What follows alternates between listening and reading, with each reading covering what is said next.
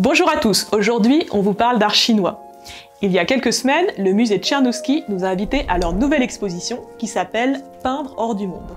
On l'a beaucoup appréciée et on aimerait vous en parler.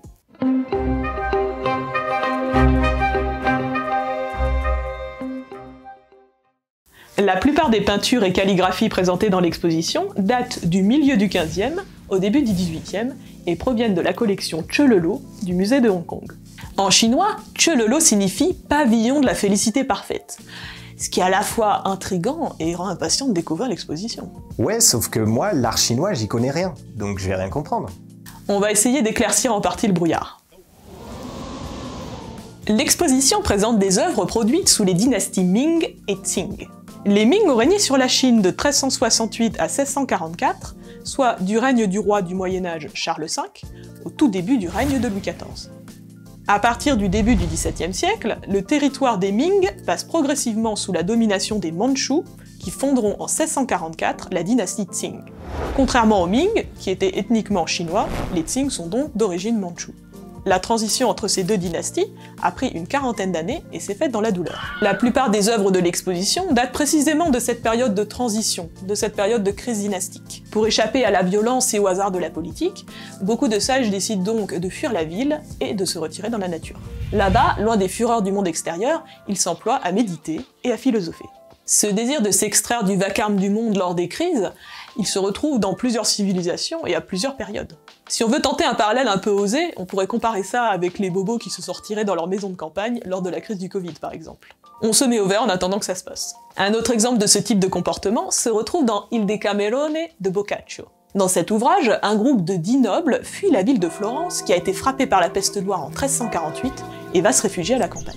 Là-bas, pour passer le temps, chacun des 10 protagonistes va raconter une histoire, et tout ceci pendant 10 jours. D'où le nom du livre, Decamerone, qui signifie le livre des 10 journées. Bon, tout ça c'est très bien, mais qu'est-ce qu'on entend par lettré? Qu'est-ce qu'un lettré dans la Chine ancienne? Comme son nom l'indique, un lettré c'est quelqu'un qui maîtrise l'écrit, mais pas seulement. Un lettré est un fonctionnaire érudit, un bureaucrate cultivé, nommé par l'empereur et qui administre l'empire. Mais c'est pas un paradoxe ça, un bureaucrate cultivé? Un lettré a donc réussi les examens impériaux et obtenu ce qu'on appellerait aujourd'hui des diplômes universitaires. Les lettrés sont formés à la calligraphie et à la culture chinoise, que ce soit aux écrits du penseur Confucius ou à des textes anciens comme les Annales des printemps et des automnes. Le système chinois est donc méritocratique, enfin, dans une certaine mesure. D'ailleurs, si le sujet vous intéresse, je vous conseille un très bon roman qui s'appelle Le roman de la cité interdite d'Asada Jiro. Il y a tout un passage au début qui décrit le fonctionnement des examens impériaux, c'est super intéressant. Mais revenons à l'exposition. On commence par des peintures de l'école de Wu, qui datent du XVe au XVIe siècle, donc d'une période relativement calme de l'histoire de la Chine. Les thèmes principaux de l'école de Wu sont des ermites étudiants ou méditant dans la nature. Et c'est fou ce que cette œuvre me rappelle autre chose. C'est parce qu'ici on touche à un motif qui transcende l'espace et le temps. Et ce motif, on le retrouve beaucoup dans la peinture romantique occidentale. C'est celui d'un personnage figé dans un sentiment complexe. Le sentiment ineffable de sa propre finitude face à l'immensité de la nature, mêlé au sentiment de faire partie de la nature, tout en étant distinct d'elle. De contenir en soi l'infini, tout en étant un être fini. Autre thème de l'école de Wu, le sage lisant ou écrivant au calme dans son studio, îlot perdu au sein de la nature. Dans cette œuvre appelée L'éveil du dragon au printemps, une tempête imminente d'un dragon rappelle à la réalité un érudit qui était perdu dans sa lecture. Personnellement, j'adore le détail des cheveux ébouriffés du personnage devant. Une autre chose que j'ai aimée dans l'exposition, ce sont les paysages dessinés par les voyageurs dans les albums. Il y en a de réels, qui retracent les péripéties et les dangers du voyage, mais aussi d'autres plus oniriques, irréels, qui sont des paysages rêvés et inspirés de poèmes. Et si on s'intéressait maintenant à deux artistes singuliers, Bada Shen-yen et Qi Tao. Ces deux artistes sont issus de la famille impériale Ming. Quand la dynastie Ming tombe en 1644, des moines bouddhistes les accueillent, et ils resteront exilés dans des monastères pendant beaucoup d'années avant de revenir à la vie civile. Dans cet exil, chacun développe un style original qui marquera les générations futures. Avant de se mettre au paysage, Bada Shen-yen produit des oiseaux et des poissons dans un style sobre et dépouillé, mais vraiment très expressif. Quant à Qi Tao, son originalité transpire dans tous les styles, que ce soit dans ses paysages comme aquarellés, ou ses représentations de fruits et de légumes. Ici, il utilise la technique de la peinture sans os, les formes sont tracées sans trait de contour.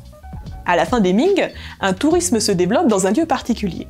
les monts Jaunes ou mont Wang. C'est un lieu reculé où les Mandchous ne mettent pas trop les pieds. On peut se recueillir dans les temples bouddhistes qui parsèment la montagne, et les paysages sublimes sont une source d'inspiration constante. Les monts Jaunes ont inspiré beaucoup d'artistes qui en ont livré des représentations spectaculaires.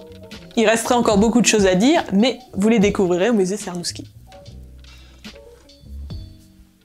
En attendant, laissez-moi vous partager ma Madeleine de cette exposition. Parfois, la vision d'une œuvre d'art ressuscite des souvenirs lointains, un peu à la manière d'une Madeleine de Proust. Je me promenais dans l'exposition quand je suis tombée sur cette œuvre. Et tout de suite, je me suis rappelé un conte d'Andersen que j'écoutais beaucoup quand j'étais petite, qui s'appelle Le Rossignol et l'Empereur. À la fin du conte, la mort vient chercher l'empereur de Chine. Mais alors qu'il est presque trop tard, le rossignol survient et se met à chanter. Et sa musique est tellement merveilleuse qu'elle charme même la mort, qui décide d'abandonner sa proie. L'empereur déborde de reconnaissance et supplie le rossignol de rester toujours près de lui. Mais le rossignol lui répond: « Je ne pense pas bâtir mon nid au château, mais laisse-moi venir quand j'en aurai envie. Alors, le soir, je me poserai sur cette branche et chanterai pour toi, pour que tu sois joyeux et pensif à la fois. Je chanterai les heureux et aussi ceux qui souffrent. Je chanterai le mal et le bien que l'on tient cachés autour de toi. Le petit oiseau chanteur vole partout à la ronde, chez le pauvre pêcheur jusqu'au toit du paysan, chez tous ceux qui sont loin de toi et de ta cour. » Merci d'avoir suivi cette vidéo, on espère que ça vous a plu. L'exposition est disponible jusqu'au 6 mars, alors ne tardez pas. À bientôt!